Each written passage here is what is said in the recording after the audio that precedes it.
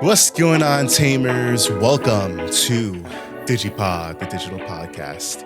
I'm your boy, Varni, and we've got Mike and Dan. What's up? What's going on, fellas? What is going on? We are episode 21. It is July 3rd, 2023. Episode 21. Are we going to tell them the time every time, too? Like, you know, yes, 10 o'clock. July 3rd, 2023, 10:04 p.m. Eastern Standard Time. We are not in daylight saving time, I think, or some shit like that. We're in standard. I just go with what the computer tells me. No, we are daylight saves. Never mind. Yeah, daylight. There we go. All right. Better you know than I do. Episode 21, baby. We are probably gonna hit 40 if we keep up this pace by the end of the year. We'll be a solid 40, and then maybe we'll reevaluate what we do for season 3, i.e. Fire Mike. Workman's comp? Do I got some workman's comp? I thought we were on the Fire Dan train. What happened this Fire time? Dan train? Nah. Yeah, it's just all right.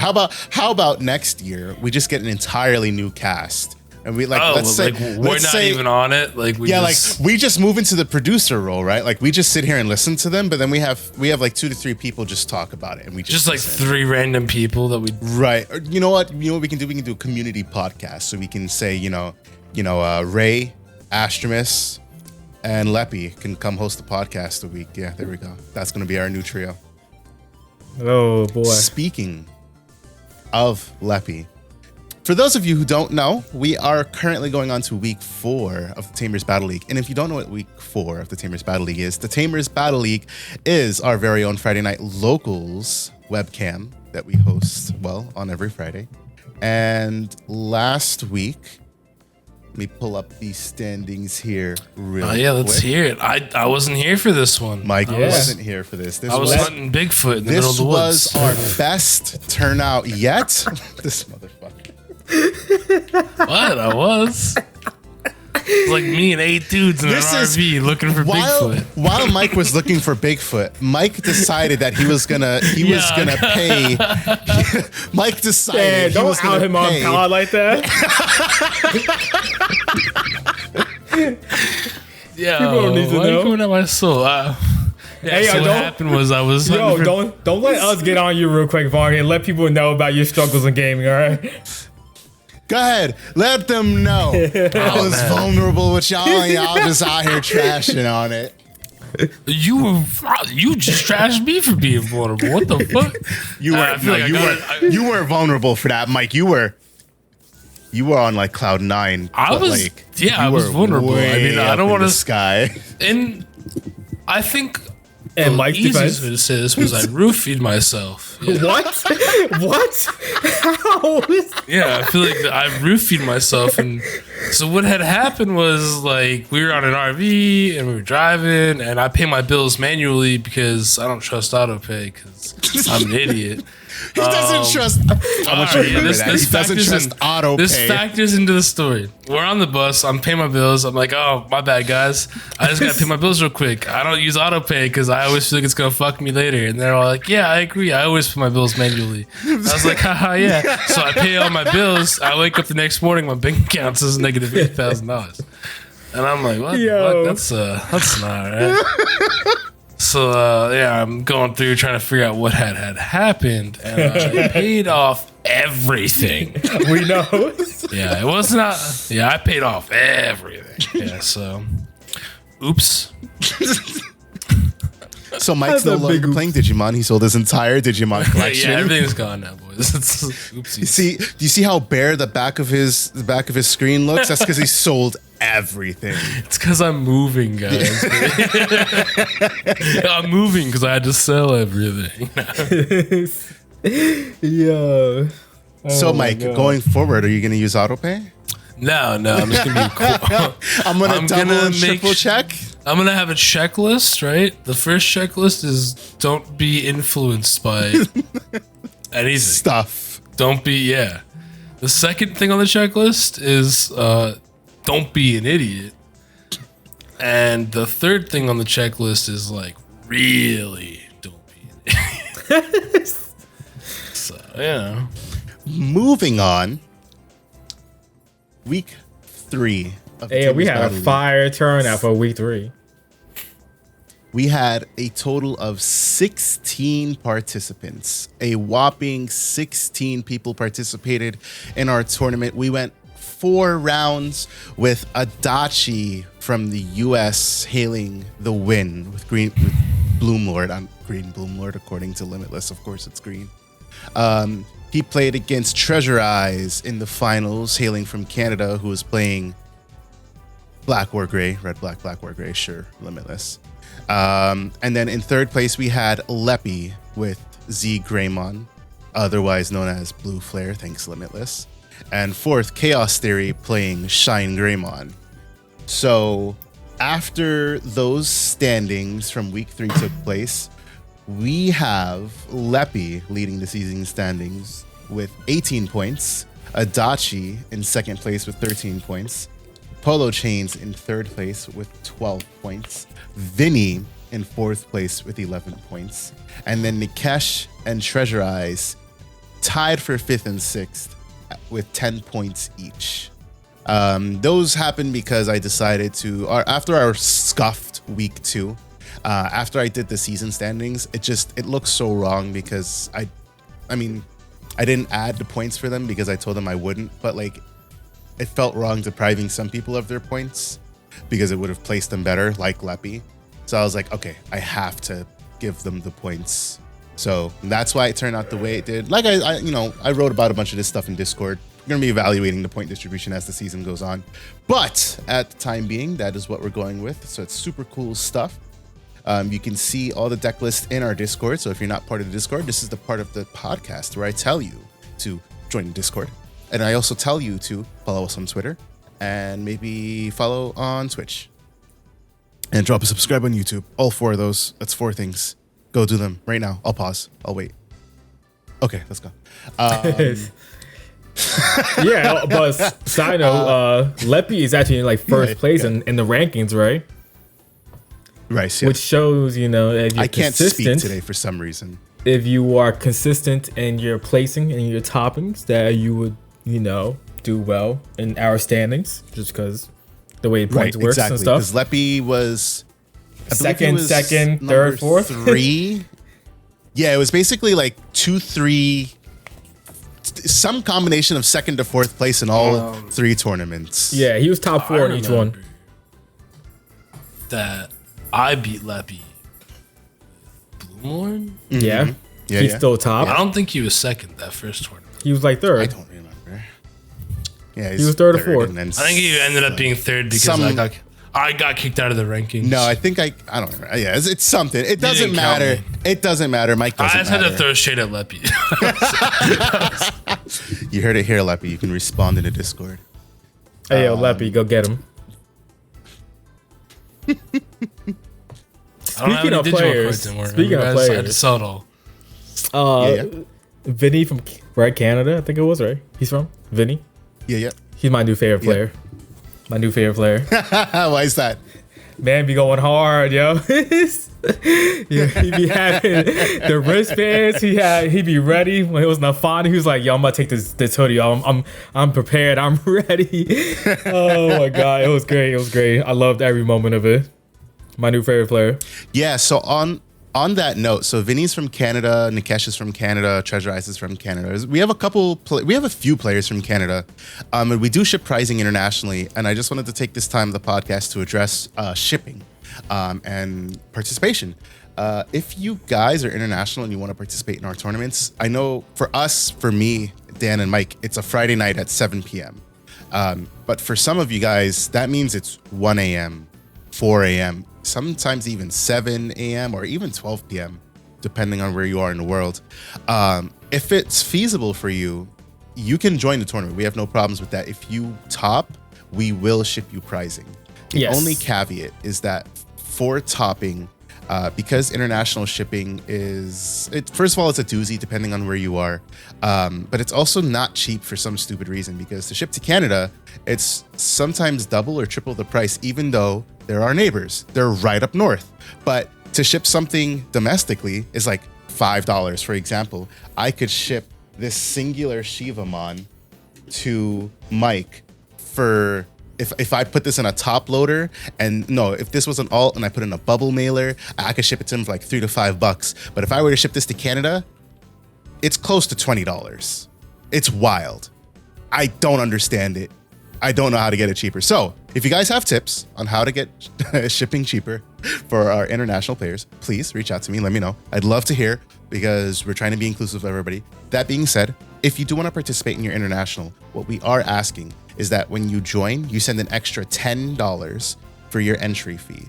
That $10 will be put into a pool so that if you top in the future, we will use that $10 towards shipping, because I ask everybody to basically split the shipping cost half and half. We need to make sure that, you know, Mike, Dan, and I are making money back off of these tournaments so that we can continue to buy more prizing. Dan just bought a playmat. I didn't just buy anything, sir. have. It's not in my possession Dan yet. did not buy a playmat.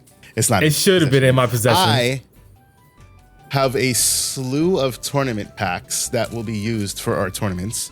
And there's a bunch of other stuff that we are planning on.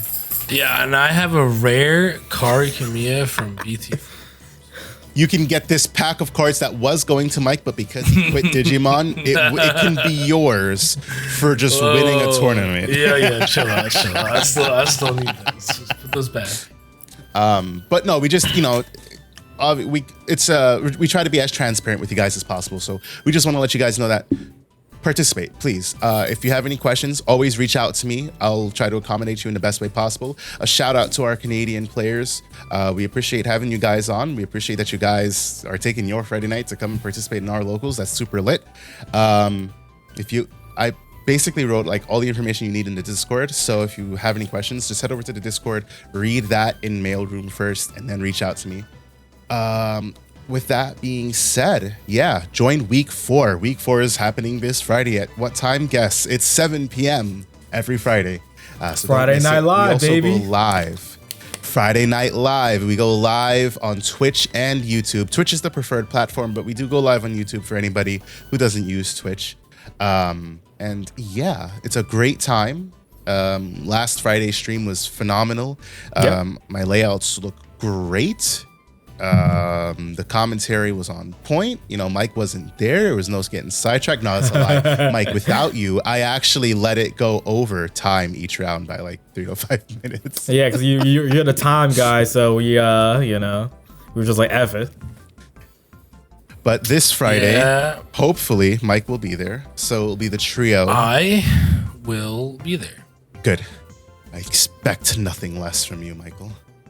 However, if I'm not there, it's probably Emily's fault somehow. I'll make sure Emily hears this part of the podcast. We'll send her the clip. I'll make sure to edit this out. Just right. As I'm editing, I'll make sure I screen record it. Hey Emily, just want to let you know Mike said this. I'll make sure I hit the delete button on a couple parts here. That being said, let's talk about locals. So, I won. I went 3-0. Man, it's been like... I like the way you said that, actually. It's been a long time since Varni has won locals. But like, it wasn't really like a win I enjoyed, because it was like, in my round 1, I played against Jarrell, who was playing Omni Turbo, and there's no shade against Jarrell. It was a great matchup, had me on the fucking ropes, but I pulled out the win in the end. But then my game 2, I played against a new player playing the Jesmon starter deck. Oh. And I was playing Ofani Loop. And I was like, I'm so sorry. There's almost no way you win this matchup, because my Ofani Loop deck now features Shadow Seraphimon. There's no way you're getting past Shadow Seraphimon as Jesmon. You have to go into Jesmon GX. Like, even if you're playing a Jesmon deck, you're gonna have to go into Jesmon GX, because you're gonna get Digivolved into a Jesmon X. But then when I get deleted as Shadow Seraphi, I'm gonna recover one, and I'm gonna neg DP on you. And if you haven't hit me so far, if I have 4 to 5 security, that's a neg 16 to 20k. Like, it's a really rough matchup, and I don't see how Jessamon would make it out of that outside of like Rookie Rush, which hello Dexmon. So that's why I was like, I mean, it's hello but in my Dexmon. game Even I played against. Even if he had the perfect, the perfect things going, it's just Right, hello yeah. Dexmon, anyways. Hello Dexmon anyways, right? Exactly.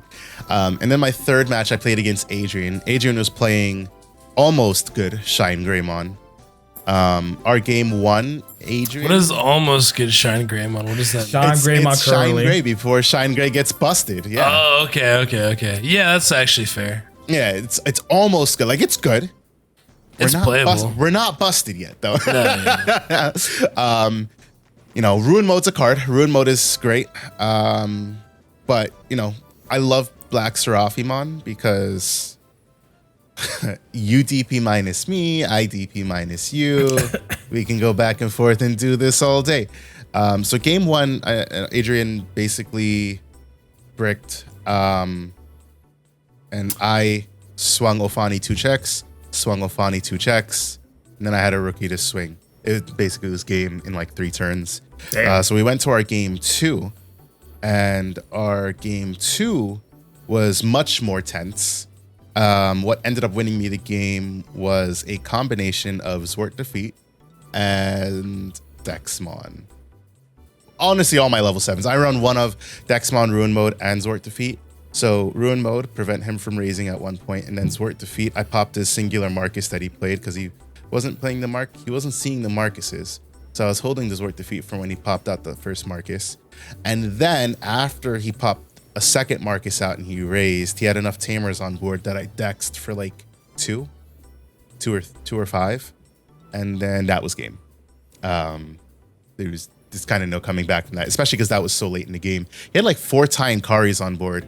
So I was like, yeah, I'm not putting you at less than 4 security. You're gonna stay at 4, and I'll grind this game out because there's no way in hell. You started with 1. I was like, I can give you 2 memory, because I was at 4, so all it took was 1 swing from him to put me at 3. But then he played a second one and a third one, and I was like, I'm not giving you all this memory. So I just ended up not swinging and focused on building. I made 2 Shadow Seraphis, deleted both of them. Ruin Mode eventually came out. That ended up dying at some point. And then Zwart Defeat and Dex ended up sealing the game. So Were you also playing Ruin Mode? Yeah. That's my Yeah, he third said he level was playing 7. one of each. One of each. So I play 4 Ofani and 2 Shadow Seraphi, and then 1 of each level 7 because they're all stupid in their own rights. Fair. Switching to 4 of that starter deck Anjewomon was a big help because of the Sec +1. Really valued as much as it doesn't have a 1 digivolving. Just being able to get Sec +1 and playing the purple base, because that's why I like the purple base. Being able to just play a rookie and then have Sec +1 on Ofani or Black Seraphi is super good. Black Seraphi dies, it's going to recover and blow something up. And then if Ofani dies, it's just going to play something else out. I went down to 2 Anjewomon X, and Dan finally saw why I only played 2 Anjewomon X this weekend. Because I don't need to play 4. I really don't. I see it every game, and it's so bad. So I only run it at 2, and that's perfectly fine. It's perfectly fine. In place, I run 2 Maycrackmons, which are so good. That helped me so much against Omni Turbo because of their 7k level 5s. So Hell Scythe, play out Maycrack, and then discard a yellow card for an extra 3k. So 9k neg. Super nice, super clutch. The rest of the deck is pretty simple. It's just your stupid Ofani shenanigans. It's Psychmon and Ghazi to prevent those stupid shit, and then Ignitemon for memory gain when I play out using Hell Scythe. Actually, as I think about it, Ignitemon came in clutch against Omni Turbo because when I swung the Ignitemon, I had an Ofani on board. He had a Gaiomon. So I was like, cool. I didn't swing the Ofani because I figured he'd block. So I was like, I'll just swing Ignite, delete Ofani, delete your Gaiomon, and then Ofani gets to play something out, and then I get to build back up, and you don't have a board anymore. So I actually do like the inclusion of Ignitemon over Impmon. Tried the security Impmon last week. It ain't it, Chief. You're welcome. And as I think about it, I don't think I ever saw Ignitmon in security either. So it's like, what does it matter, you know? Yeah, that was all Dan. I went up to 4 Chaos Degrade as well, also because of Dan. Never hurt to see 4 Chaos Degrade, whether it was in security or in hand, and I just scarred off of Maycrack. Great card. It's a stupid fucking card. So I run 4 Degrade and 3 Hell Scythe, reinforcing a Calling. I think that's all my options. I run 2 Analog Youth. I went down from 3 to 2. I actually like 2 because I found that I was decking out a lot. So 2 Analog Youth definitely was the move. And yeah, everything else. Oh, 4 Scatter Mode because I can't stand not drawing. So yeah, that's that. That's the deck. That's where all these tournament packs came from. Yeah. How many people were at the locals? 10? Oh, okay. Was it 10, Dan? Yeah, it was 10. So not too bad. I think was it you, Dan? Was it you that we didn't have a round 4? Yeah, it was because of me. Okay. Because otherwise, yeah, they were saying it would have been 4 rounds, but Dan ended up losing his pair down, so Yeah. we only went 3 rounds. Yeah. Bro, I hate getting a pair down. Name a perfect combo with, with Dan and losing a pair down. It's not, you know. I don't know why. Like, it always happens. I got 4th, I think it was, right? It was you, then Adrian, then Probably. I don't remember who was 3rd though. Oh, it was Harold. No, wasn't Harold 4th? No, Harold was wasn't 3rd. Harold was 3rd. Harold was 3rd? Harold was 3rd. Oh. Yeah. Okay. So yeah. So I was 4th, So you 2 were and 4th, 1. I was playing Gaomon. Gaomon Tribal, baby. Gaomon Tribal. It's cool. Let's see. I played against. What did I play against? Round 1. Yeah, I wasn't. We had some jank decks playing this tournament. I feel like. Round 1 I played against. Oh, I played Red Hybrid round 1. Went 2-1. Round 2 I played against Melga. And it never fails that I break out, which causes me to lose. And then round 3 I played against 4 Great Dragons. That was a 2-0 win. 4 Great Dragons, oh baby. Yeah, right? Greg. That was our boy Greg, and he wasn't playing Gazimons in the deck this time. Let's go. But onto like the actual deck. The actual like talking about Garomon is kind of cracked in a sense. Oh, okay. Yes, explain this 1-turn kill combo. So in 1 turn you can take out five security with ease basically. You build your stack. You have any combo of like a sec +1 Greymon. You can have MirageGaogamon X, any version, because it does the same thing if you think about it. And you raise, you go into your the EX04 Gaomon. Gaomon says when digivolving, delete something 13, play cost 13 or higher. So not many Digimon, usually has level 7s. There's a few 6s. Actually, I came up one time. Oh, I came up against Red Hybrid because he decided to go to Susannomon. And if you don't delete something, you trash the security. So 9 out of 10 times you are trash the security. Second effect, end of turn. So it costs 4. A lot of times that's your like end turn play to digivolve into that. You end turn effect. You can digivolve into a 13 cost Gaomon for free, as long as you have a Tamer on board. So guess what? OG, BT-9 Gaomon, play cost 13. You digivolve him instead of 5, or even 2. If you digivolve with Black or Greymon, you digivolve him for free, which is kind of cracked when you think about how strong that card is by itself. Like, yep, for free. Right. Yeah, it's 4 keywords. Sec +1, Yeah. reboot, blitz, and D-Digivolve. Yeah. On So- 13K. So now you digivolve to that. Now all your effects proc because you have red and black. So you can digivolve something. Cool.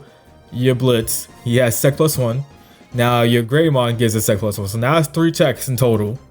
Cool. Survives most likely because you're gonna have boosts usually, whatever. He's 13 natively, so if you have a Coromon that's 14, you have an Agumon that's anywhere that's a 1k or 2k boost. You know what I'm saying? Like it adds up for the boost. Most times you're surviving. That's 3 checks.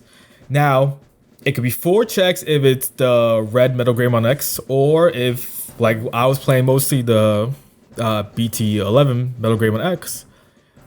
End turn, your opponent's turn on suspend phase, you reboot, effect, trash security. So technically in one swing, Gotcha. you are taking out 5 security, which is kind of cracked. Now you need to make sure that stack survives something. You could even like get even crazier, and like I'm pretty sure you can go Gaiomon effect, digital to the the old Gaiomon, then like if you have X antibody underneath, go into Omnimon X. You could do stuff like that. I had a play where I went Hades Force effect, digivolve into like Gaiomon, EX04, then effect and a turn went into like the blitz Gaiomon. I mean you're already swinging regardless. Effect to like delete something. I mean to like swing over something or whatever. Like you do a lot of crazy plays. I even had points because like there's times you might not have BT-9 Gaiomon, so I would just digivolve into EX4. And because I don't have it that turn, next turn maybe I'll get into it. And let's say I have a play where I can set them to 1, and if I have Cool Boy tie on board, and a turn, digivolve to Gaiomon, Cool Boy effect, tie effect, which happened multiple times. Like I won games because I would digivolve for free and then gain 2 memory. And then, all right, cool, still my turn, swing 4 checks, and then have another Digimon board to swing another check. Yeah, it's pretty cool. It's super aggro, like probably the most aggro version of Greymon you can get. I'm thinking of maybe with also some defense because of having BT-8 Metal Greymon, and stuff like that. It's pretty cool. Unfortunately, because you need both to like activate both effects and like get the most out of, sometimes you don't have one of them, so that becomes an issue, which was my issue. So my next thing will be to change is actually, which is kind of crazy, put BT-9 Gaiomon to 4 and EX04 Gaiomon to 3 instead, because I want to see that Gaiomon more. And if I don't have EX4, at least I could go into that for 5 and still like pop off if needed. You know what I'm saying? Right. Because that card is just such a super strong card.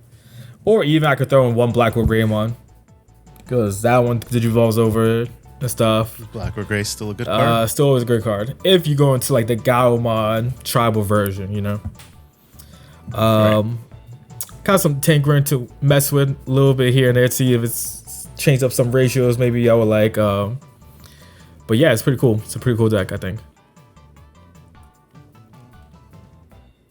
Yeah, it seems like something that I might get to messing around with. Not sure. I might try to do some stupid shit with like the black X antibody base and slot and do, like the whole thing that they were trying to do with Black or Greymon X, but instead just do it with this. Slot the Metal Gray X's under, so that you can, like you said, just trash all the security without even having to swing, essentially. Oh, you talking about like doing like the Alphamon stuff? Because when you said black X antibody, I was like the kind of. I just immediately thought of like just black base Agumon, like the black like base Greymon. So I was like, sure. The kind of stuff Coach would do. It's the kind of stuff Coach. As a matter of fact, I think that's what Coach was playing, if I'm not mistaken, at the last TBL. I had a turn. He was playing some kind of Gaiomon with Dorumon. I forgot.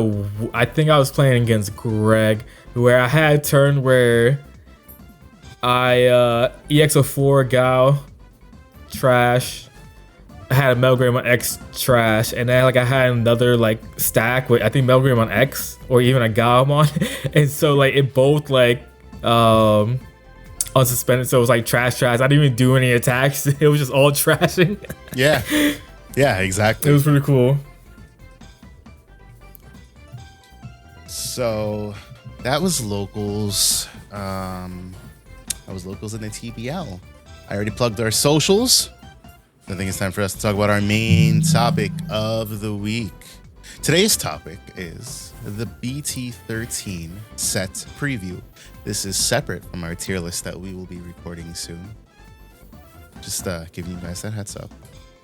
And what we're going to be doing here is we're going to be looking at the things that we're getting in BT-13, not just the cards, but like the actual, like the box toppers, and also some of the stuff that we're getting in future sets, because the next couple metas are going to be weird. Here's why. BT-13 was confirmed to be coming with the WarGreymon and MetalGarurumon Ace box toppers. Bandai basically said that is going to be our like sneak peek preview at the Ace cards. And the way that they worded it, because I know that there's going to be people asking, the way that they worded it is that we're going to be able to use these in the meta. They never actually said whether they will or will not, but we can only assume that the cards will be viable for competitive use.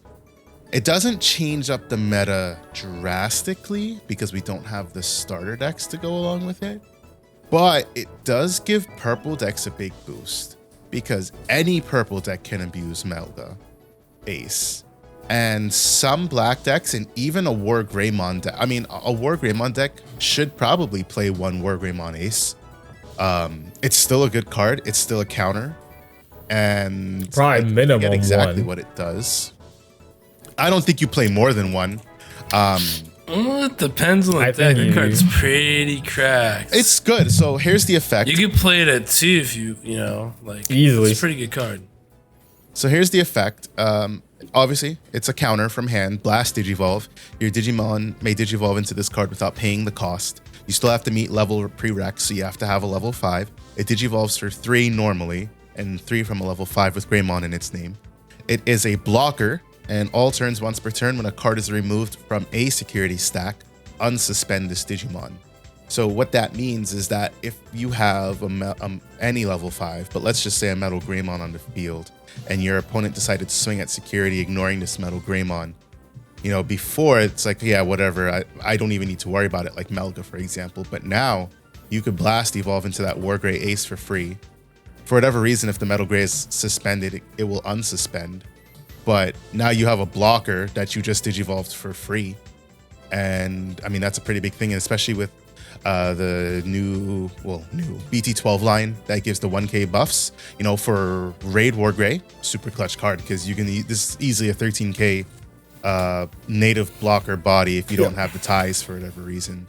It's also a 6 drop. It costs 6 to play, which is very important to know. If you are in a sticky situation, or if it's your turn when you don't have a better play for some reason, you could always just drop this Mega for 6. It's a viable play. 6 for We're Mega going to is be giving cracked. up Overflow 4. 6 for Mega is cracked. Yeah, I think what's also important is that the black box on it says you can just digivolve over card containing Greymon. So that means Shine can play it. Right. That means the red variant, like WarGrey can play it. Black WarGrey can play it. I didn't even think about Shine. Shine could give Shine if it needed defense for whatever reason. It's gonna depend on your meta, but like exactly. I could see people playing it at 1 if they want to get spicy, but like that's the thing. Like Japan. Okay, so I've been doing some research, and I want to take this time to plug East. I plug East in every couple videos. East is a content creator based in Japan. He plays the Japanese meta, and he does absolutely excellent content on the Japanese meta.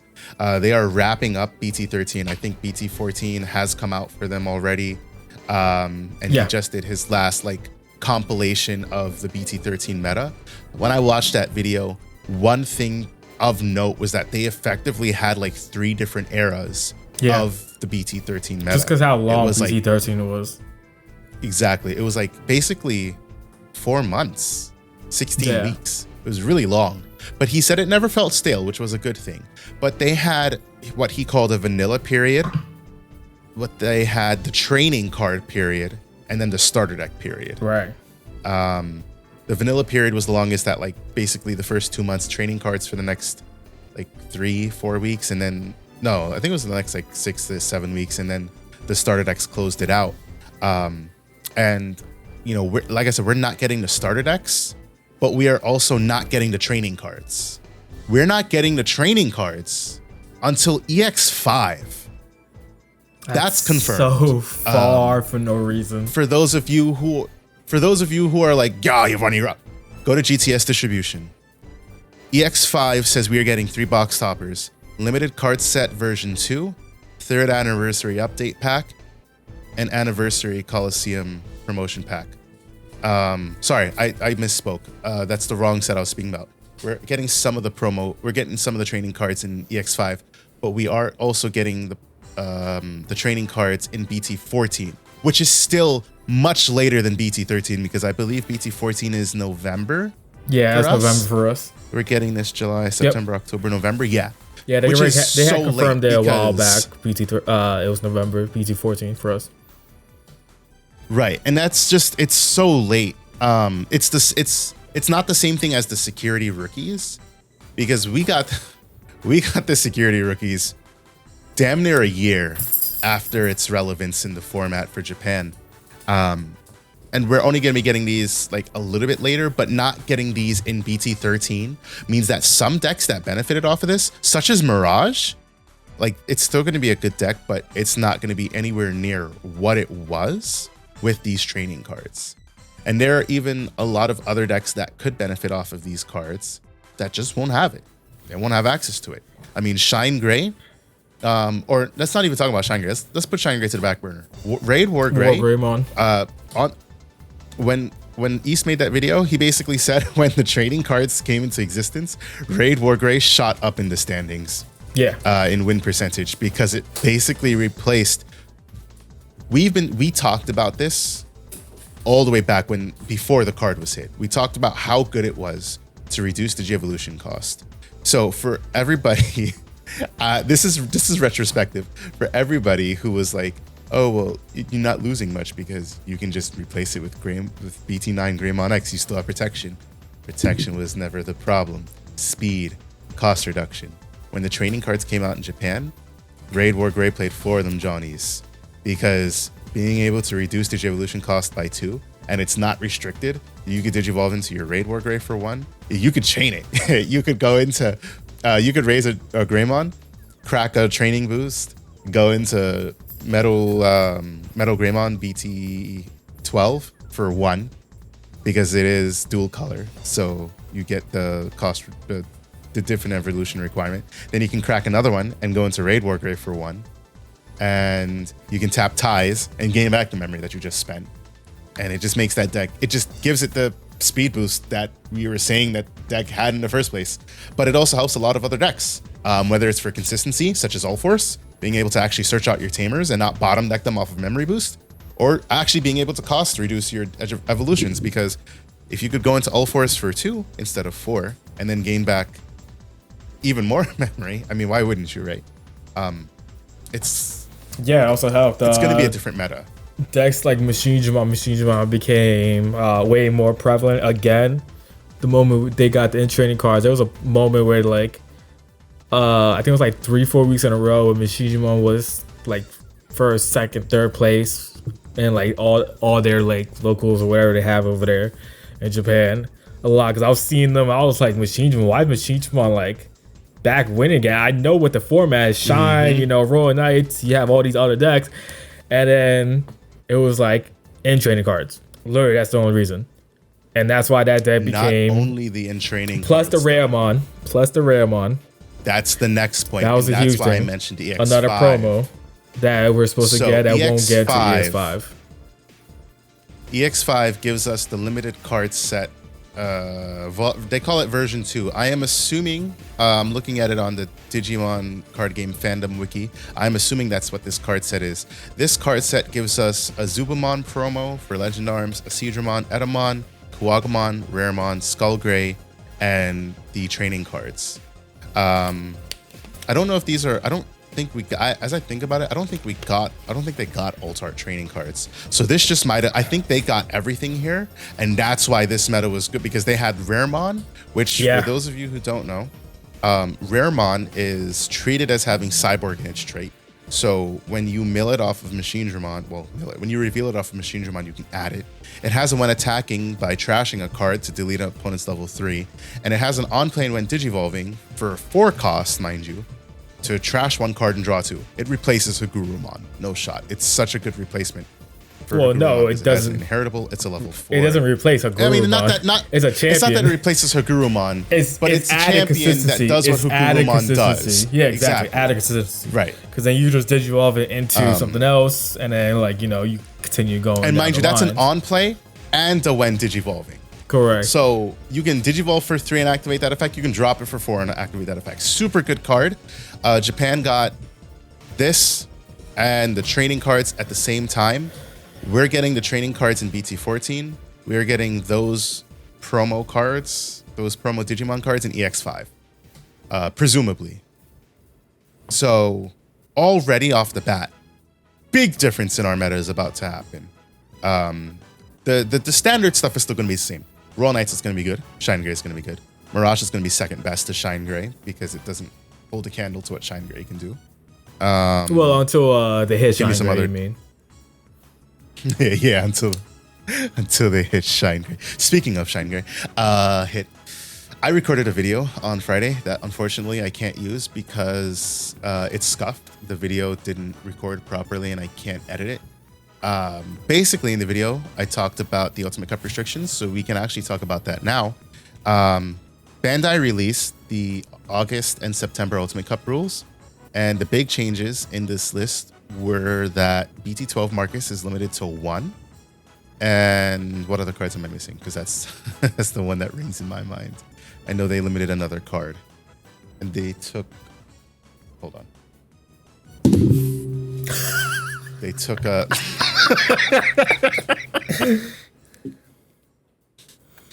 They took leave the fly alone. It bugs me, bro. Anyways, they took off the Where Gurumon X because promo. Man, we're all over the place right now. Yes, we out here killing fries, going to Ulticost, going to BT-13 right now. Jesus. It's all slewing together. It's all talking about how different our meta is going to be. I really do forget what the other cards are for Ultimate Cup, though. Somebody please tell me what the other cards are, because I don't remember. Say it again. What are you asking? ShineGrey. What are the cards that are restricted for Ultimate Cup? BT-12 ShineGrey to 1. It was it wasn't BT-12 Shine. It was BT-12 Marcus and Analog. Sorry, Man. There we go. BT-12 Marcus. See, this fly is messing me up. It's BT-12 Marcus is limited to 1.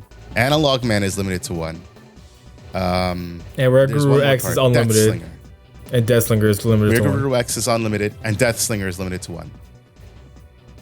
Oh, HPD got banned. Ah, yes. Yeah. See, that's what I'm talking about. A lot of big changes there. Dan, I'll let you talk about HPD because I know you love Dan has been a day one advocate. That card needed to be banned. It needs to be banned permanently, not just Ulti Cup. They need to stop playing and ban that MFing card because it does way too much for free, basically. You know what I'm saying? Like, that's the tendency. That's the tendency of what Bandai hits, right? Cards that do way too much for nothing, it feels like, right? Why isn't this just at 0 at this point? Like, that's just one of those type of cards. I'll be honest, Dan, I'll be real, bro. I cannot even fathom why that card is off the list still. Remember when you were talking about, you were like, it's fine. Remember that? No. I used to joke with Dan and say that. Because I used to play an Imperial. I would always be like, yeah, it's fine at 1 an Imperial. An Imperial. Whatever. But I would joke with Dan because that card's absolutely bonkers, bro. We saw it on Friday. I know you weren't here, Mike, but Dan, how many times did we see HPD pull off the busted plays for a dodge? Bro, we literally we watched one dude that literally, I think it was against the Melga against Obi, right? Yo, game 1, bro. Game 1 had the most perfect turn to hand. It was a god hand. Ever. It was a god hand. My man's went from one Agitar in the back, one raise, Digimon. I don't know if I'm going to remember the sequence correctly, but I remember most of it. It was like Agitar effect. He played the Palmon, I think it was. He digivolved to Sunflow effect, played something else. He HPD into the first bloom. First bloom took out like 2-3 checks or whatever it was. I forget what it was. 2 checks. He had some other stuff. He went back 4 memory. He went to Argomon. He went into a second one, and then he like did everything again. And then he just like, and then he went to a third, and it was GG at that point. I was like, yo, this man. No, then he went to a court, or maybe that was the second game. He went to a court. Yeah, I think that was a different game. I don't remember exactly. I was just like, bro, my same man sequence. It was the same kind of sequence, and all off of HPD. That's why that card needs to be banned. Yeah, that card's broken.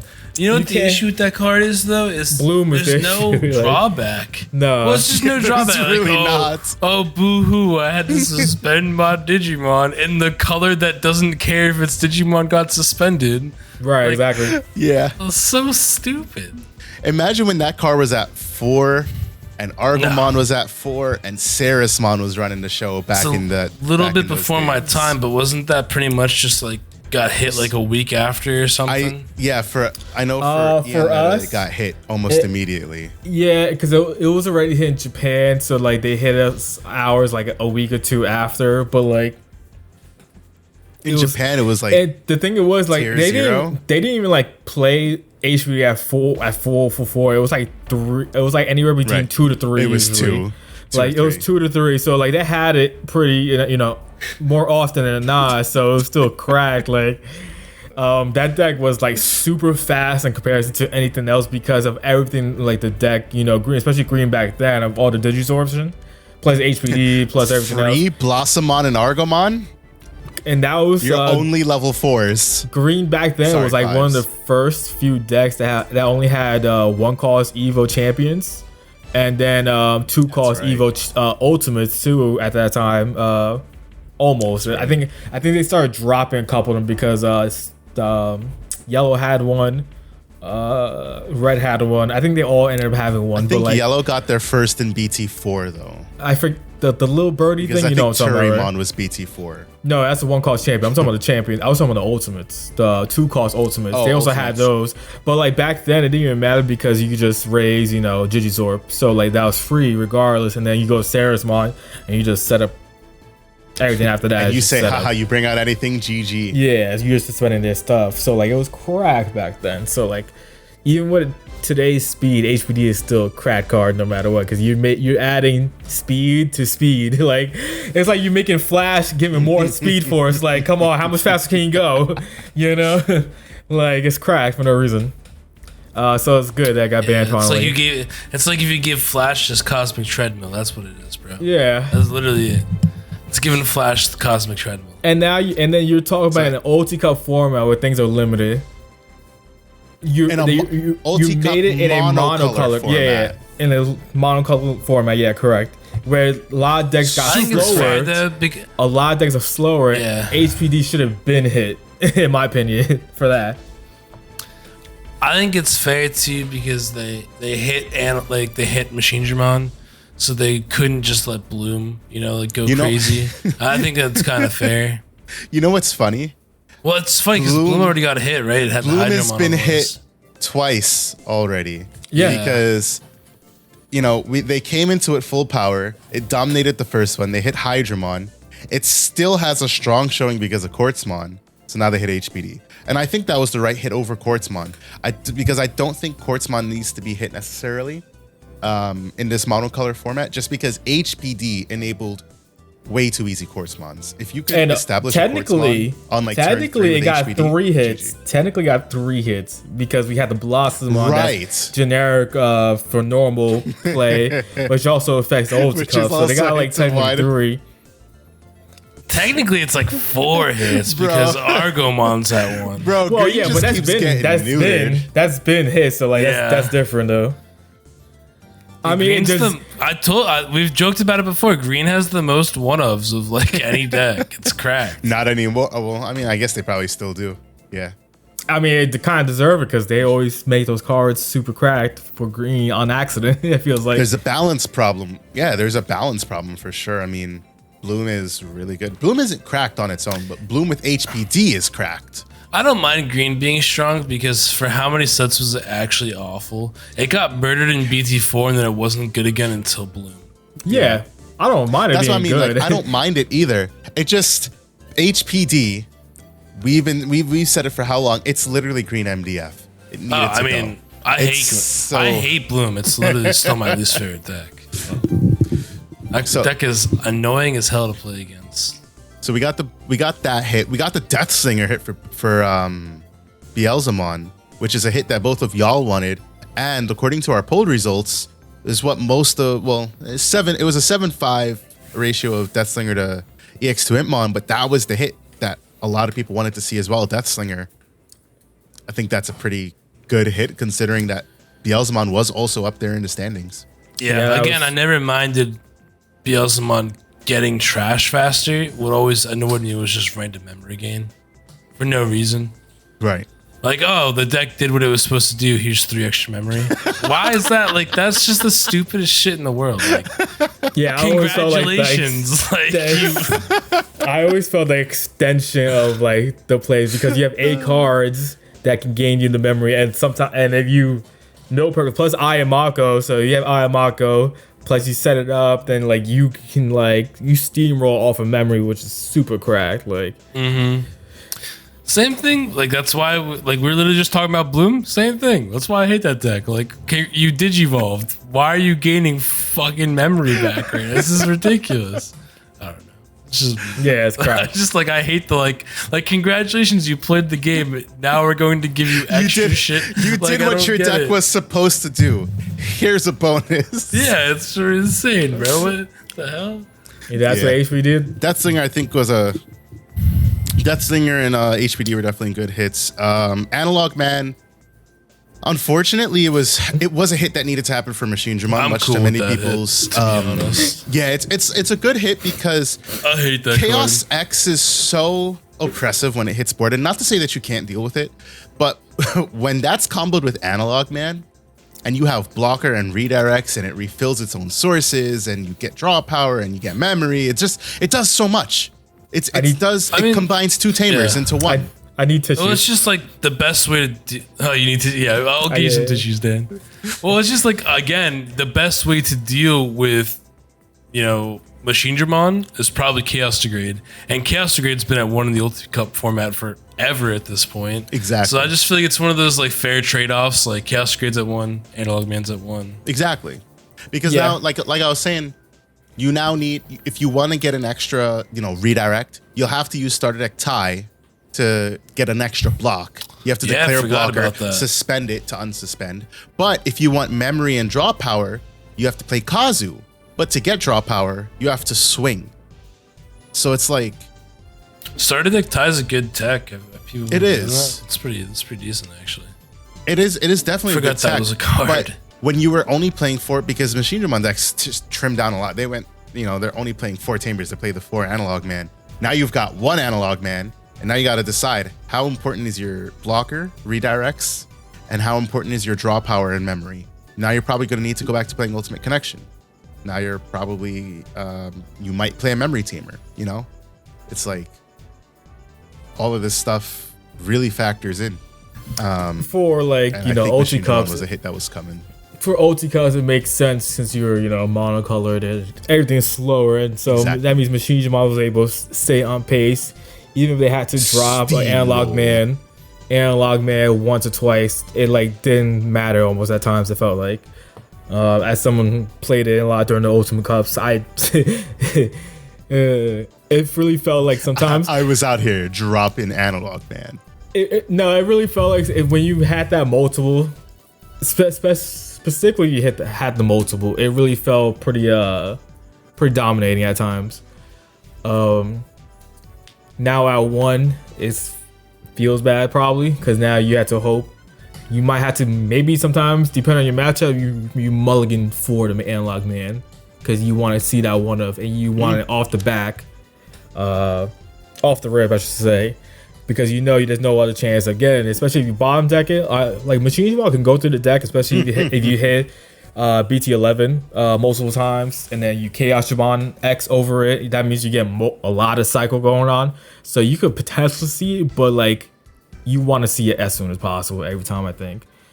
The only thing is like now, like since you only had the one redirect, decks like U-Force who didn't get touched on the ban list can just mollywop. I think that makes U-Force super like instant, like boom, like I know it hasn't been dominating, but it seems like it's moving into the bloom position where it's like, okay, cool, you're just knocking out all of its best competitors, and so it's just gonna pop up to the limelight. I think it's gonna be the same for that, but also Mirage. We're in BT-13 comes around for our next set of OT Cups. So like Shine, even with one Marcus for OT Cups, Shine will be a tier 1 deck with ease almost, I feel like, because it's so like the other cards are just so that much good. Because Burst Mode is so good. Everything else is so good. The new Shine is great. Burst Mode is cracked. Marcus is really good.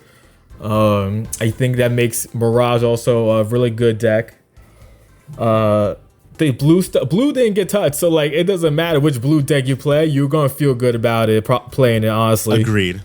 I mean, Blue Flare is so strong right now. 2 to 10. Yeah, exactly. So in an OT Cup where it doesn't get touched, I can see it do well again. And especially now, the biggest issue with Blue Flare was MirageGaogamon. The moment you had 2, and the moment you had minimum 2 with a blocker underneath it, which was guaranteed to fail like at times, Blue Flare can't do anything about that. There's just nothing. Unless they have multiple cards at source stripping, like Sojo and stuff. If you didn't have those, it wasn't. It felt like it was just GG for them. So like doesn't even matter, bro. The best deck in the format comes out BT-13. Chessmon. I agree. What else? It's gonna dominate the ulti cups, Suka. bro. It's Suka. Royal Knights won't be able to be played though. Again, And there's Prince, another deck that and won't Prince be played. Mamemon. Nope. Yeah, please don't, don't remind me. Royal Knights can't be played. Those decks are. That does kind of suck though. That's so. I said it on one of our last podcasts. I don't remember which one, but I said if they nerf Shine for the Ultimate Cup, I'm gonna be so upset because I can't play Royal Knights. They nerf Shine. I can't play Examon. And now I'm like, well, fuck, what do I want to play? I can play Nerf Shine, sure, but I don't know. I mean, like, I get it, but I feel like it's annoying because I feel like they got to give the decks like a chance in the new format. Like, ShineGreymon needs to be able to shine. Haha. But I don't know. I guess it's also kind of fun because we know how strong that deck's gonna be, and it just opens the door. Like, you can play like Belphemon now. You can play Ravemon. I think that's gonna be a super strong monocolor deck. 100%. For I sure. agree. Yeah, I think that's gonna be Ravemon now. I think that's gonna be my ulti cup deck. Honestly, the Belphemon. Yeah, there's a lot of really cool decks coming out. I'm excited. Y'all know me. I love the Horde decks that I barely ever play because I'm an idiot. Right. I'm gonna max ready the shit out of half of these decks. I'm excited. Right. Speaking of BT-13 stuff, right? We got BT-13 in like 2 weeks pre-release. I think it is 2 weeks pre-release. Yeah. How y'all feel about BT-13 so far? I am excited. I've been seeing a lot of the gold cards go around. Oh my god, they're beautiful. I'm like, please, don't show me these. I need to see them on release so that I can make all my bad decisions in a moment of vulnerability. Because if I get any sense of, logic, I'm not going to make these bad decisions. I'm excited. I'm going to see them and I'm going to be like, guys, listen, when you pull these golds, you know where they're coming. Don't even think about playing them in your own decks. Just pass them over here. Whatever you want for them, I'll pay you. It's so bad. You're going on my deck. Yeah, I'm really hyped. My birthday's at the end of the month, and I'm just going to make Emily, my girlfriend, buy me Digimon cards. Mike Hey, yo, is just tell her buy your case. almost. She got money for it. You're almost 75% of the way to max rarity shine. I'm literally at max rarity shine except for 2 Marcus, which I'm not buying. Yeah, well, yeah, I pulled my 2 nerfed Marcus from the 2 boxes I bought. I bought 2 boxes of BT-12 on release. I pulled 2 Marcus alt arts, and I didn't buy any others because at the time when they were reasonable and they're like $25 a piece, I was like, oh, I'll just wait. And then they went to $70, like 50, 60, 70. And then I was like, yeah, I'm not buying this because I kind of know the deck's going to get hit, like in my head. And I all want to see what they hit BT-12 first. was the hit. Yeah, I think as much as we still haven't really seen them hit ult arts like that, but yeah. Antmon. Oh, Antmon got hit. So the one of the biggest things I said in my video that I recorded, Bandai set 2 precedents with the Ultimate Cups. First of all, obviously, they set the precedent that it's meant to be a little bit more of a fun format tournament and that they don't want any one particular deck dominating.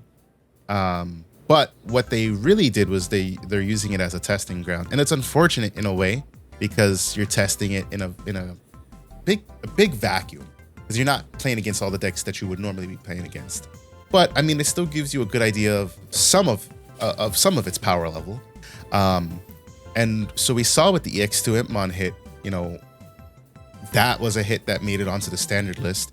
But we also saw with Melga, they originally banned, or limited, I should say, Wereguru X, but then they ended up actually banning promo Wereguru. So those are the 2 precedents that they've set. That means they're kind of using it as a testing ground for their bans. So we could very well see BT-12 Marcus hit, or we could very well not. It could be, the new GeoGreymon that's super cracked. That new card is so insane. It's really good. It plays a tamer from security. So for free. Not to go crazy off topic, but that card paired with the things from BT-14, like the Padomon and the Messenger of Hope, make Mastamon like relevant again. Like, it is so good because GeoGray just plays the Mirie for free from your security. Yeah, because there's no tamer restriction. It doesn't say. No, sorry. I just saw a spoiler come through while we're doing this pod for EX5, and I saw the Indomitable keyword. So wait, so what you're telling me is that cards Dom Mastamon make Mastamon better? Yeah. All right. So somehow. Y'all are going to hear it here first when Mike is done. Okay, yeah. The Padamon's cracked because you just look at your security and digivolve into something with vaccine, and the entire deck is basically vaccine. But the Messenger of Hope is what makes that so good because you just look at your security stack and then digivolve into a level 6 or lower yellow Digimon with vaccine and traits. Come on, bro. That's cracked. Mastamon's It's really good. It's so good. It is really good. That sounds pretty good. On paper, sounds good. Yeah, on paper, right? Yeah, the Mastamon problem. Everything sounds good on paper. Yeah, to be fair, it can get away with shit like that because the deck's so janky that it can play shit. So, but all right, let's hear it, Varni. What's the all right? So Indomitable. When this Digimon with Digi-Evolution cards is deleted, play this card without paying the cost. We are seeing this currently on a Kilamon, a level 4 green body. So the Sovereigns are most definitely going to have this. This means the Sovereigns may also have on play and when digivolving effects, so that you get something when you summon them back using Indomitable. Well, those Sovereigns are going to be ace. They already confirmed they're going to be ace cards, so we'll see if they have it too. Yeah, but I keep forgetting that. That's interesting. It's because that would be so weird, right? Indomitable on an ace, you lose memory, but then you play it back. I think it kind of makes it fair, though, right? You're not wrong.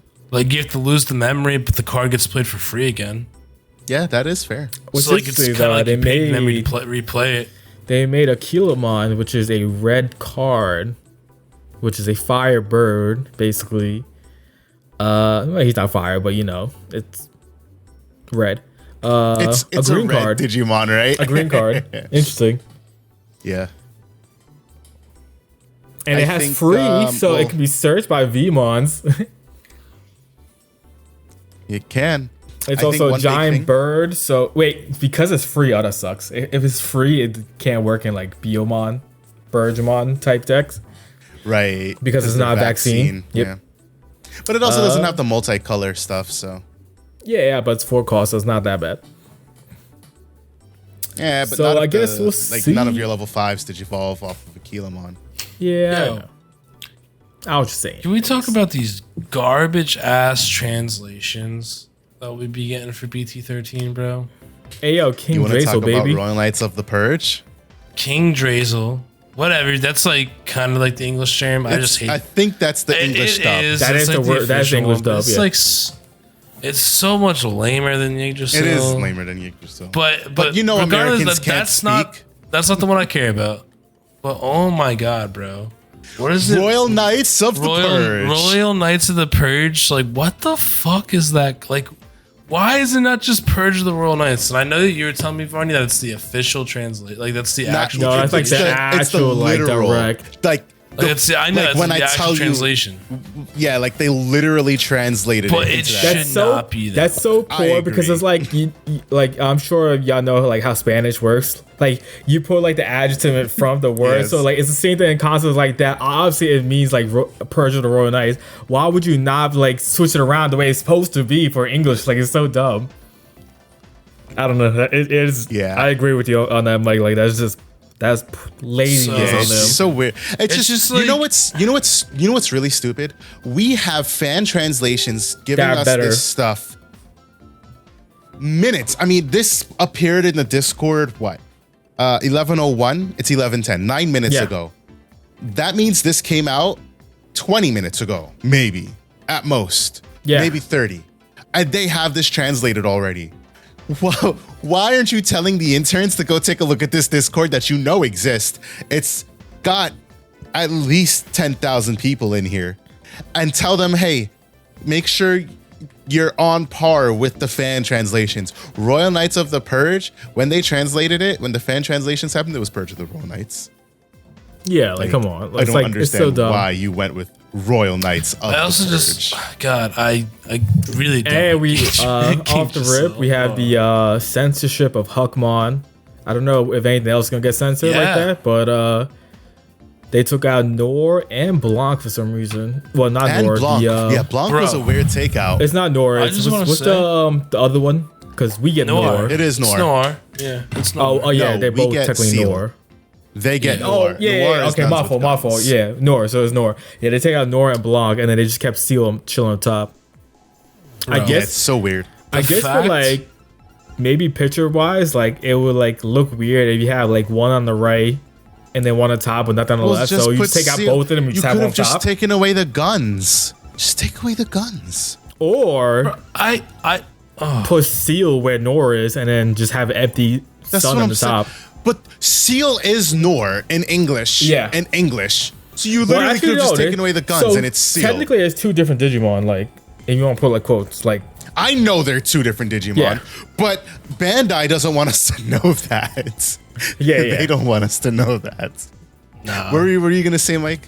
Bro, I just can't believe that they keep censoring the stupid nun with gun thing, but they made me look at Yggdrasil as a card. Like, what the Stop. actual fuck is that, bro? Bro, they literally made. Nah, I will refuse. That Hydramon All-Star is the shit, is the stuff of nightmares, bro. And then like, nah, you guys can't have nuns with guns. Bro, y'all made me look at a literal Digimon vagina, I swear to God. oh man, it's really I'm just not said it. lying. Bro, I don't care. That shit, like, look at this. This is disgusting. For anyone that's gonna watch this on YouTube, this is. They won't What be is able to this? see it because I probably won't include the screen What cap. is this, bro? but, Yeah, because we'll probably get demonetized if we include this shit. Look at that, bro. Why is it leaking? What is that? That's not cool. that's sap. Nah. Nah, that's not okay. That's what it is. Like, but we can't have the nuns with guns? Like, this is bullshit. Oh my god. It just had to be said. All right, let's get back Moving on on. the topic. What? This is the truth. Tell me I'm wrong. BT-13. Tell me I'm wrong. All right. So besides the BT-13. obvious, right, of like Shine and Royal Knights, what are y'all hyped for? Because I know what I'm hyped for. Ooh. Good, Mike. There's You a go few first. things. I'm kind of hyped just to play some like weird janky stuff because GeoGreymon lets you do some stupid stuff for like yellow hybrid security control. I'm excited for that. I'm really excited for Ravemon and Belphemon for whatever reason. I don't really play purple too often, but I don't know. I'm just really excited for both those decks. Me? Real quick. Hold on a second. Okay. For YouTube, I'm ready for Ravon. My boy flexing with the. He's alt holding up cards. Ravemon ults. Yeah, And I got the you know what Falco. else I'm really excited for? That Gallantmon secret rare because that card is just so good. I'm definitely playing that. I think that's going to be a card that's going to be very Dex-like, where you see random decks just have it at one of because you could hard play it and for reduced cost. I just wouldn't be surprised seeing that. I'm playing the shit out of that in some of my jank decks. I just want to take this time. I'm so aggravated right now. Mike told me not to do it, and I did it anyways because I'm an idiot. I just want to take this time. If y'all didn't watch my video on pricing and stuff, y'all should watch that. Following off of that video, let's talk about negotiation tactics. I got somebody who messaged me. I'm trying to sell my DBS collection. This is a complete derail, but just bear with me. All right? I'm trying to sell my DBS collection, and they said, "What's the overall value of the collection?" I don't know. I don't feel like pricing it out, but I put the price of $540 on it. That's all the high-priced cards that I found, and I said take the rest because I don't want it, and I expect to get offers. I said I don't know, I just didn't feel like pricing the whole thing. He then asked, "How much are you asking? Any secrets?" I said, "This guy probably didn't read my ad." I said $540. Did you watch my video that I recorded? Did you see the listing? He said I haven't watched it. So me, nice guy that I am, I sent the video.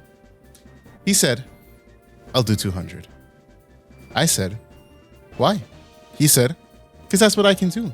I said, "Okay, well, I can do 540. He said, "No thanks, brother."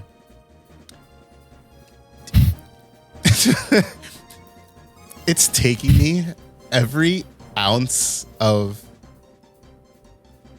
professionalism to not do anything I shouldn't as an upstanding member of the Digimon community. It's Dragon Ball. I couldn't give two fucks. I mean, I'm vulgar anyways, but it's just, if you guys are going to negotiate, like, fucking read, please. I'm sorry, but read.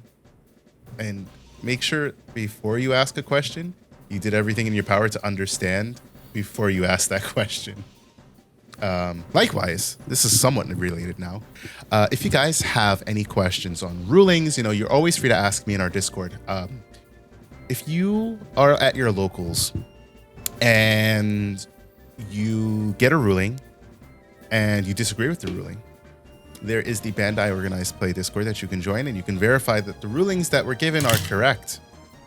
When I give out rulings at my locals, everybody trusts me because I am a level 1 judge, and I do my best to... Almost everyone trusts you. Almost everybody trusts me.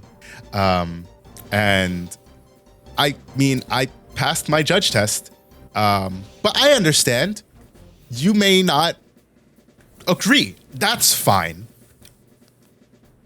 If I show you the ruling, if I explain it to you, and then I get the confirmation, that's it, conversation done. And then if you come and you ask me another question, and yes, I'm actually kind of calling somebody out here. If you ask me another question, I don't want to hear that, like, oh, well, you're going to side with him because this, that, the other. No. I'm going to give you the correct ruling. Like I just said, I'm an upstanding member of the Digimon community. I pride myself on... Upstanding member. I pride myself on Fantastic. being, not a role model, but Role model. I want to be... Yo, that was my next one before Mario. I want to be like Dark Mario. Listen, if I give rulings and I verify all my information. If I give you the wrong ruling, I come back and I tell you that I gave you the wrong ruling. If I give you the right ruling, I'll still come back and tell you that I gave you the right ruling because I was unsure and I just wanted to confirm it. Everybody asks me in the Discord and I give them rulings and they say, okay, thanks. No other questions. They don't disagree with me. Maybe they go off and confirm it on their own, but then they're like, oh, hey, Varni was right. Okay, so maybe he's not so shit a judge. I don't know if we can go that far and assume all that, but I don't know. I'm just saying. Maybe they go off and confirm it on their own, and then they say, okay, Varni isn't that shit a judge. I'm just saying. But what I am saying is if I give a ruling, know that I gave my ruling with all of my knowledge on the game. I've been playing this game since 2021. May 2021. I passed my judge test a few months ago. I'm a regional champion. I've topped multiple tournaments. We are hosting our own Discord tournaments. I know my shit. Don't question me. No, sorry, you can question me. You can question me. It's within your rights. you can definitely question. You can question me. You can But question. 99% of the time, I'm right. I feel like I'm Mario right now. I feel like that's something Mario would say. I feel like I'm channeling my inner Mario. I'd let you know if you ever got to that. Anyways, with that all rant being done, Back to BT-13 conversation. What are you most excited for? what am Varni? I looking forward to is finally getting to play, and I say this with like a hint of salt in me, finally getting to play Alphamon again. Just because Oh, we already know I what is going to really happen. I really want to embrace the archetype again. But I know how it's going to treat me. I want gonna to end up hating embrace the myself. archetype again. Dude hasn't touched it in like 10 years. Listen. Gave up as soon as it got hit. No, he gave it up before it got hit. Dan, I gave it up Oh, way very before it true. got hit. Yeah. Remember that Way time before it got your hit. nice locals all pulled together and got you back a deck after you lost it, and then you never played it? Oh no, I played it multiple times. I don't know what you're talking about. I played this you deck for played like it for three.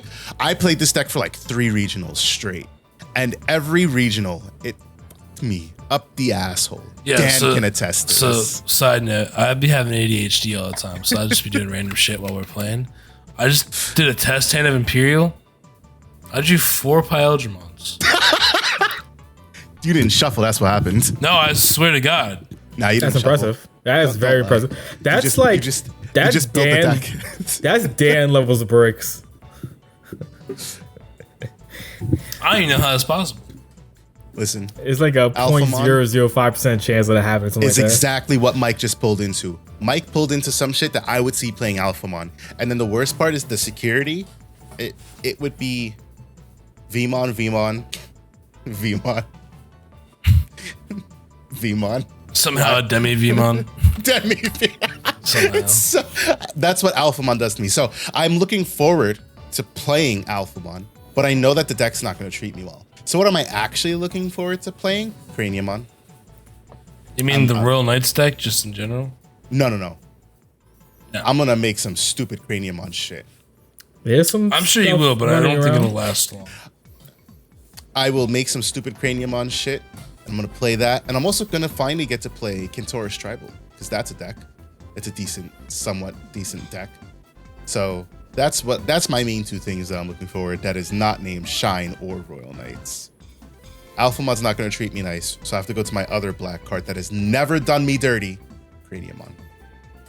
It's a valid point right there. Valid point. Dan can attest to that. Craniumon been holding me the fort since I got into this game. That's not wrong. So that's my boy. I know it. Dan lied to y'all. He's not looking forward to Ravemon. Dan is actually going to build fake Royal Knights, aka Prince Mamemon. Sir, these are the real Royal Knights. These are the real leaders of the Royal Knights. All right. No, all jokes aside, though, AKA I am King Etamon.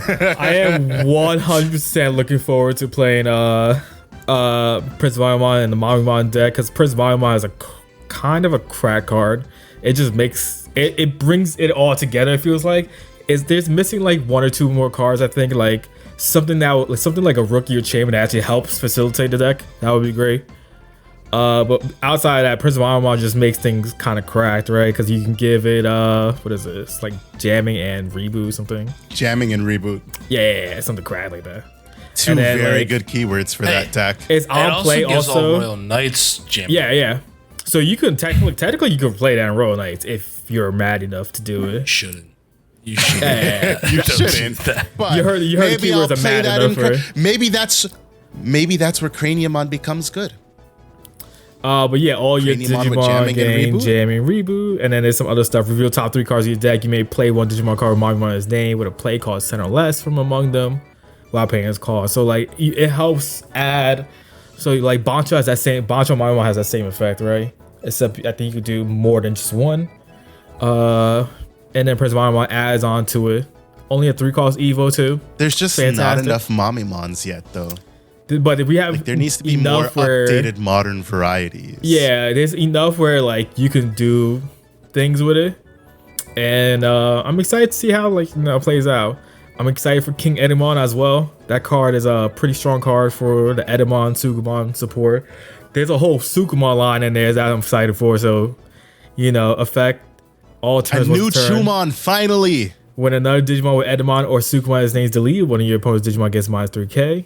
And sec attack -1 until the end of your opponent's turn. Opponent's turn, all your Digimon with Edamon or Sukumon in a name game blocker and cannot be returned to hand or deck. So it gives protection to all your Sukumons, which is like so good, baby. Yeah, facts. It's super good. I'm also excited for the Ravemon. I'm excited actually to play Leopardmon deck. You mean Pangermon? You mean Leomon actually got good because it can play Leopardmon stuff? Yeah, Leopardmon makes you make super crazy wide green boards, and it's like pretty aggro, which is really cool to me. Is it a great deck? I have no idea. I've seen it win here and there in Japan, but who knows? But it's something I'm gonna be playing, that's for sure. I've noticed I like the more jankier green decks. Like the green decks that is not the main number one green decks, but like everything else seemed like mad fun to me. So I enjoy those. And then I think those are the main ones. To you? Those are the main ones. And then we got like fish support, kind of, and those like turtle cards. Because of the and old then guy. The old guy is super good for the deck. So yeah, that's a pretty good effect. Belfmon, I'm excited to play I did Belfmon lie to too. you. I realized it's not Craniumon I'm actually looking forward to. I'm actually looking forward to making Rosemon tribal and not blue. Yeah, you can make Rosemon tribal. Like, legit Rosemon tribal. And that deck just gets be good, better to BT-14. I'm gonna try it. BT-14 is when it gets cracked. Because vegetation support, baby. More Rosemon support. Give me a good Rosemon, please, Bandai. That's all I ask. Give me one cracked Rosemon. We really need one, man. I don't understand. One cracked Rosemon is all I ask for. I don't know what she needs to do, but she just needs to do something that doesn't make me regret my life when I draw it. Yeah. Well, Mike's really excited about that. He didn't tell anybody though. Is Phoenixmon tribal? Yeah, the Burgemon support. That's so good. Hell yeah! Like Chrissy Damon is and you know what? It's not a pipe dream. I mean. No, it's really good. I don't want people to hop on my hype train. We didn't get a Phoenixmon, but yeah, everything else is really good. When do we get the promo? Now forever EXO4, EXO5. Yeah, it's EXO4, right? That's part of the. And Sabergermon is so needed. Sabergermon is so needed for that deck. Yeah, that's so sick. But that's what that makes me so upset. That we're not gonna get cards that would actually be relevant in a meta until way after they're irrelevant. Like, the pain. Yeah, 100%, which really sucks. This wraps, like, this ties right back to like how this entire conversation started. BT-13 is going to be really different for us. And I only say really different because the main decks are going to stay the same, but what the format, what the midpoint of the format and the ending point of the format turns out being, and what kind of janky stuff that we try to come up with, all of that's going to be affected by not having these promos. It's tragic. Honestly speaking, I think it makes it more. I think it makes it staler if you think about it, right? Because those cards made those decks so much more better. The in-train cards plus that set of promos. We won't have the same variety, maybe potentially. Hopefully, I'm wrong with that. But like, if let's say they decide to hit nothing in BT-13, right? It's just going to be Royal Knights Shine Yes. And then I guess That's because the we're getting thing. the Like, Ace War Japan has Greymon.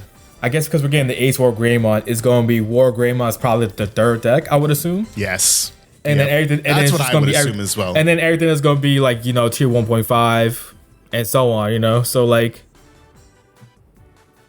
is that good? That's like I don't the know. biggest travesty. It's the fact that like Japan had 4 months of this, but East said it didn't feel stale, and that's because they got many things in between, new and not like reprints, like new stuff. The training cards, the starter decks, the promos, The Rising Winds fucking the Rising reprint Wind set. stuff. Which I mean, you may not see any of that stuff in the top, but it's still something.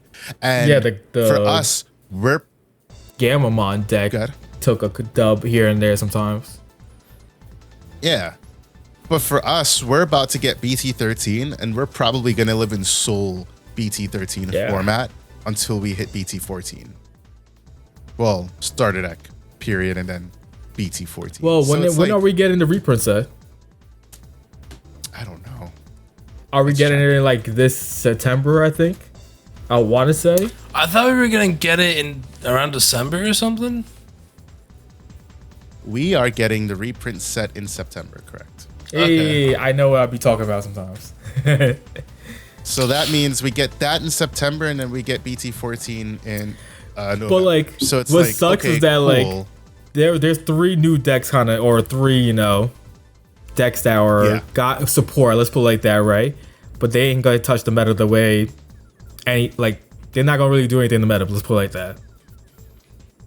Yes.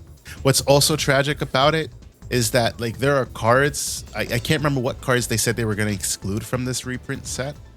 There are promo cards they're excluding from this, and we're getting them in the form of Tournament packs. I think it's that's the arts of the It's the security memory Digimon. boost old arts, right? Oh no, Oh, yeah. was Boost, yeah. Oh, okay. I thought it was something bit better. But it's just like, damn, bro. I don't know. I look forward to the BT-13 meta regardless, because I'm going to be playing Shine Grey until they nerf it to hell. And Royal Knights, because you can't tell me that I can't play Craniumon. I'm playing Shine Grey till I never to hell. Hop off my hype train. Hey, I'm playing ShineGreymon when it comes out too. Get out of here. Maybe I'll just play, maybe instead of 3 Burst Mode, I'll just play 3 Ruin Mode, so that every time I play against a Shine Grey deck, I'll just make sure you can't do anything.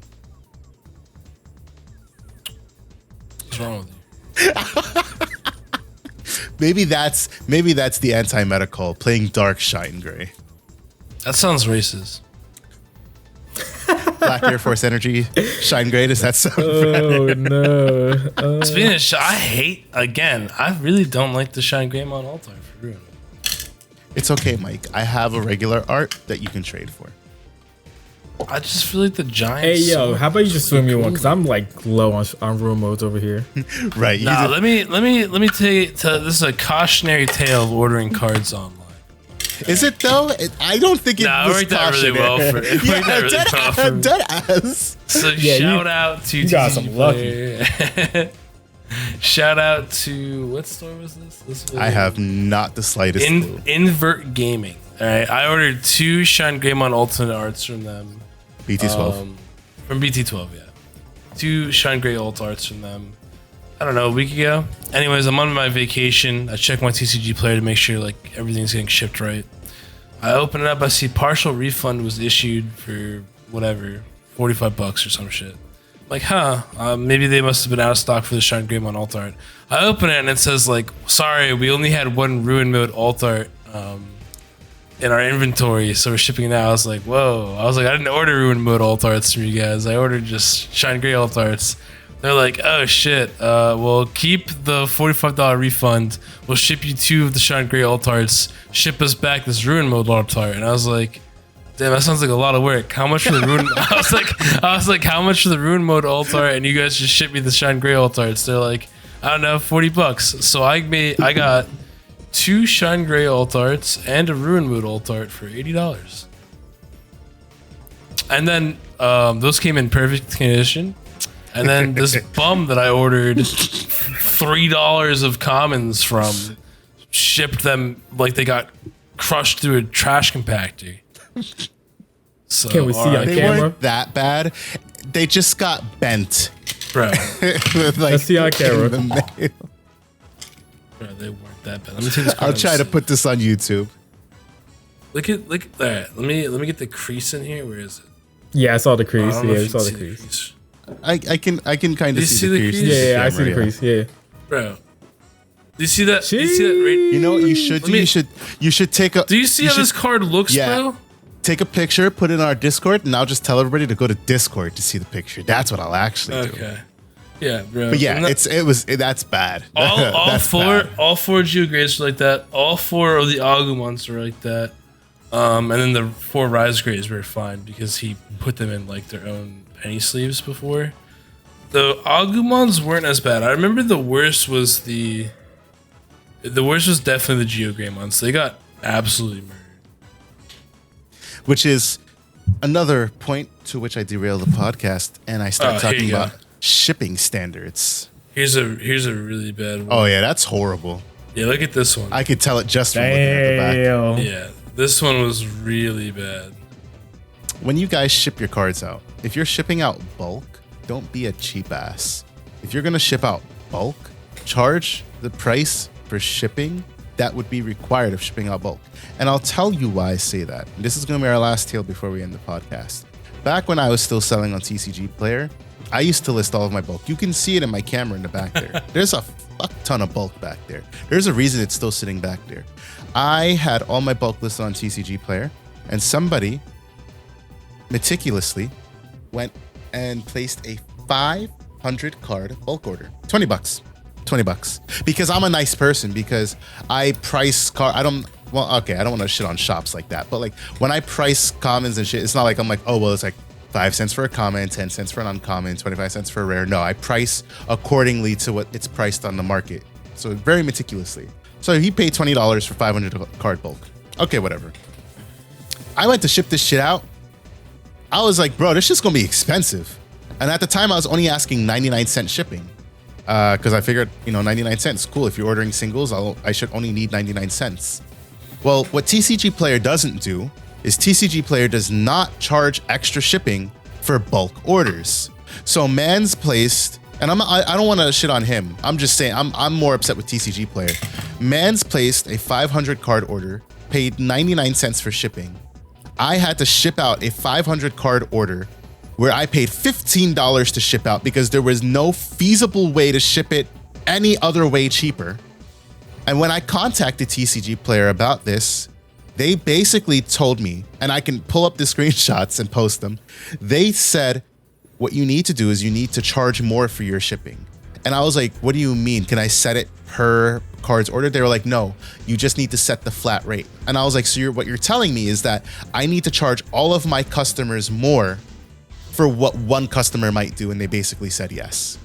And that's why I stopped selling on TCG Player, because that combined with the hassle of shipping was just not worth it. They refunded me the shipping cost because I complained, but if I didn't complain, I would have been asked out of $15 on a fucking 500 card order. But I shipped those cards safe for $15. I did not skimp out on the fucking shipping, which leads me to my next point. When you ship cards, you see these? Damn, I'm gonna have to put this shit on fucking YouTube now. You see this shit here? This is not something you ship cards in. Stop bending my cards, bro. I'm so sorry. This is not what you ship in. When you ship cards in this is so they don't get shredded. This doesn't prevent them from being bended, because I could crush this with my bare hand right now. And this Don't is do gonna it. This is not the way you do it. If you're gonna ship cards and you're gonna ship bulk, tell the person that's placing the order, like if you're doing it like on Facebook or whatever, tell the person, hey, like, it's gonna be like $5-10 so that you can ship it safely. Charge them for shipping. Build it into your pricing cost. Like, stop being a dickhead and being cheap, all right? Actually put time and effort into this shit. Like, whenever I ship anybody, this is a deck. I just sold this. This is a high rarity, what's it called? Galacticmon deck. The entire deck. Yeah, entire deck. In this is gonna cost me like $8 to ship out, but the entire deck is in a box, sleeved in this box.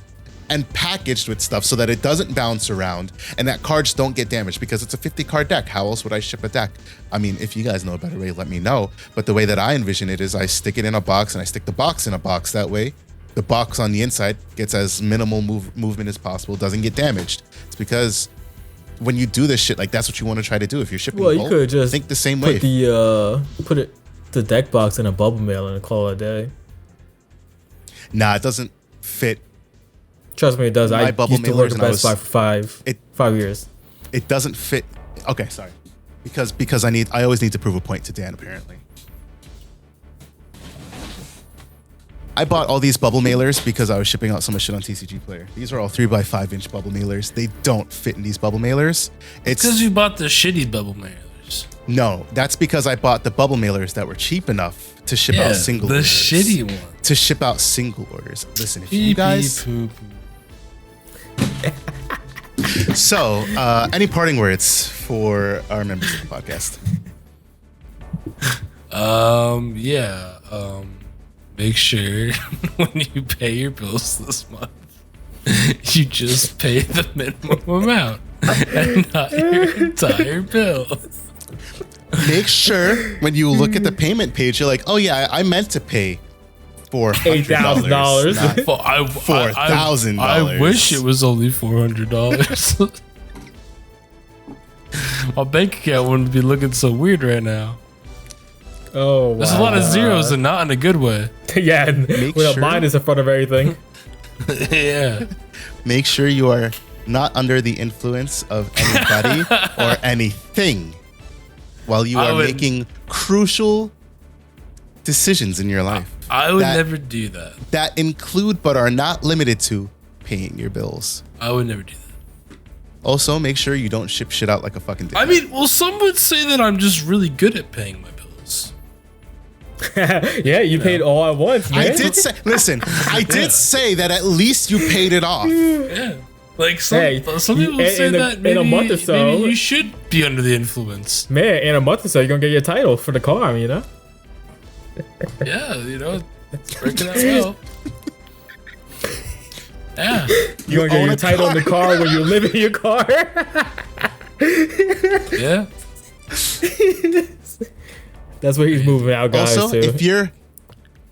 if your bank is the type of bank that would let your account can you stop shit on me now? Overdraft. No. I really don't mean this to shit on you, because I dropped TD Bank because they would do that type of shit to me. They'd be like, you have $0.00, but we're gonna let this payment for $100 come out. Why? You see, there's no money in the fucking account, right? Yeah, bro, I'm struggling. So like, here's $100, and then we're gonna charge you $35 on top of it, and $35 every day you don't put money into the account. Motherfucker, if there wasn't money in the account in the first place, what makes you think I'm putting money into the account now? If your bank is the type of bank that allows that to go through, change your bank. I switched to PNC. I don't have that problem. Bro, the worst was not only did it take all the money out of my checking, it took all the money out of my savings. Oh my god! I didn't know that. You didn't tell us that part. Yeah, bro. It was crazy. Moral of the story? Strap it before you wrap it. Strap it before you wrap it, tap it, clap it. That is, we apologize for the direction that this podcast took. This podcast. Oh my god. We kept it real. That's all I'll say. We kept this podcast real. That's what I'll say. We'll come with you. We'll come at you with an actual BT-13 set preview at some point. Maybe we won't actually. Yeah, I mean, final words. To keep it Mike, yeah, right. Mike, here's the final words. Final words. Varni cannot beat Clay in Kingdom Hearts 1. That is it for this episode of DigiPod, the digital podcast. So until we talk to you guys the next time, peace out. Catch y'all on the next one. Catch y'all on the next one. Really?